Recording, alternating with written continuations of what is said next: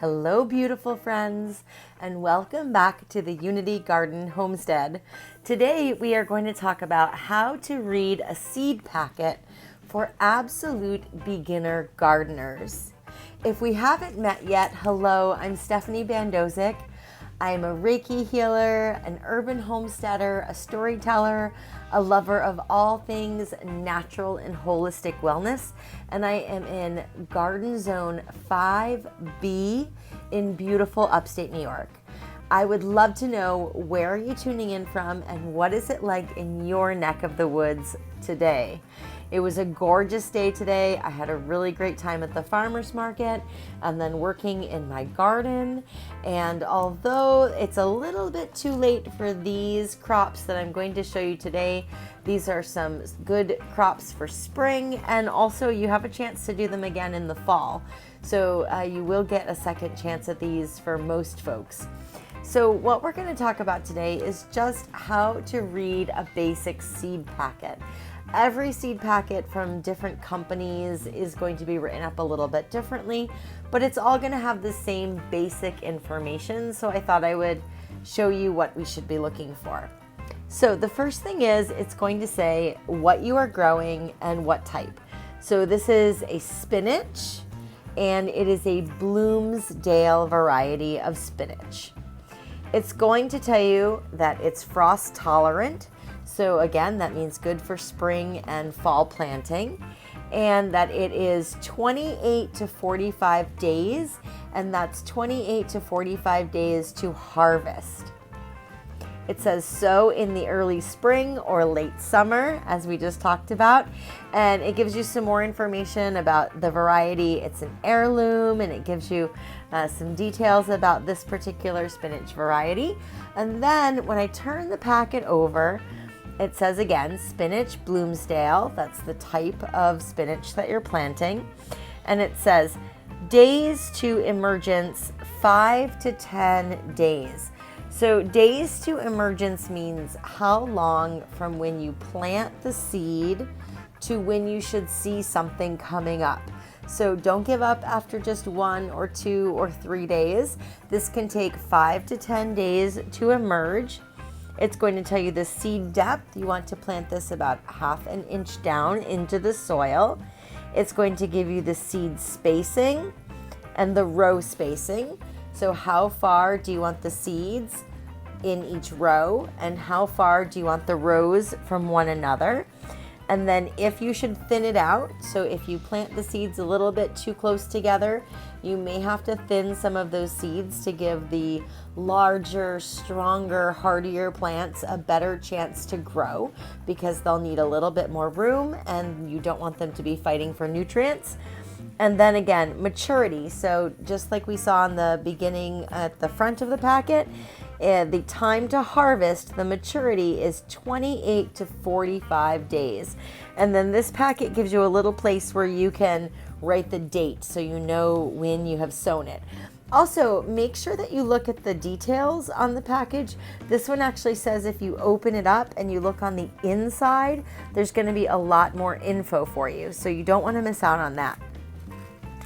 The second variety we're going to talk about, just to go over and make sure that we understand what we're looking for, is a pea, and this kind of pea is a snap pea, and in particular a sugar snap pea. So again, what are you planting and what's the particular type of the variety? Again, frost tolerant, so good for spring and fall planting. 70 days, so that's 70 days to maturity or 70 days to harvest from the time that you plant. So in early spring or late summer, just like we talked about. And then again, some more details. This is an award-winning variety, it says, and it talks a little bit more about it. I'm going to flip this over, and again, it's going to tell you it's a sugar snap pea. Days to emergence, 5 to 10 days, just like the spinach. So it can take 5 to 10 days for these to sprout once you plant them. You're going to plant these a little bit deeper, 1 inch depth. You're going to space them 2 inches apart. You're going to put the rows 4 to 6 feet apart. I never do that. I crowd my garden a little bit more than I probably should. Thinning is not required on peas.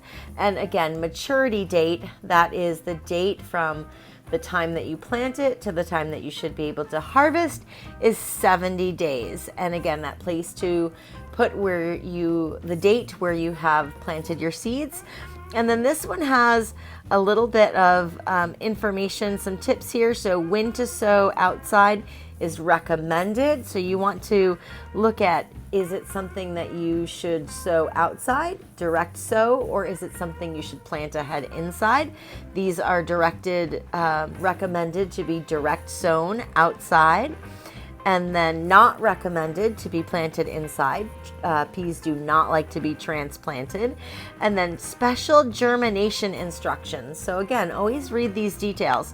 It says you can soak it in water for 12 to 24 hours before sowing. This is not required, but will hasten your germination. So if you want to help your seeds to germinate a little more quickly, you can go ahead and soak them 12 to 24 hours, and that will help them to germinate a little bit faster. And that's one of those factors that will come to play when it says like this is 5 to 10 days to emergence. So there's a lot of factors, right? If you soak them, then it might be closer to the 5 days. If the temperatures are a little bit warmer, the soil temperatures are a little bit warmer, again, maybe closer to the 5 days. If the seeds are a little bit fresher, so never throw away your seeds just because they're not from this year. Seeds can last for many, many years. So even if it says packaged for 2021 or 2020 or 2019 or before, give the seeds a try. Do not just throw them away assuming that they're bad, because they may be perfectly fine. You might not get as good of a germination rate, so maybe less of the seeds will sprout, but something will sprout. So you do not want to throw them away. And it's a really great tip to save money in your garden. Learn what you can grow from seed in your grow zone. I wasted a lot of money, or I should say spent a lot of money. It was a lesson learned. But I spent a lot of money my first year that I didn't have to spend on plants, thinking that everything would grow better if I bought a plant and transplanted it. Peas, I think, were one of the very few things that I planted on my own that first year from seed. And like cucumbers, squash are great examples of things in 5B, where I am in upstate New York, that grow really well from seed, and you save so much money on seeds compared to plants. Like this package of seeds, $2.49. You're probably gonna, spend at least half of that on a plant, one plant. 249 cents again for a package of peas, and you're gonna get many plants out of this package. And again, peas don't do well from transplant, but spinach you'll be able to find plants, squash, cucumbers, you'll definitely be able to find plants. But if you can save money by growing from seed, I highly recommend it.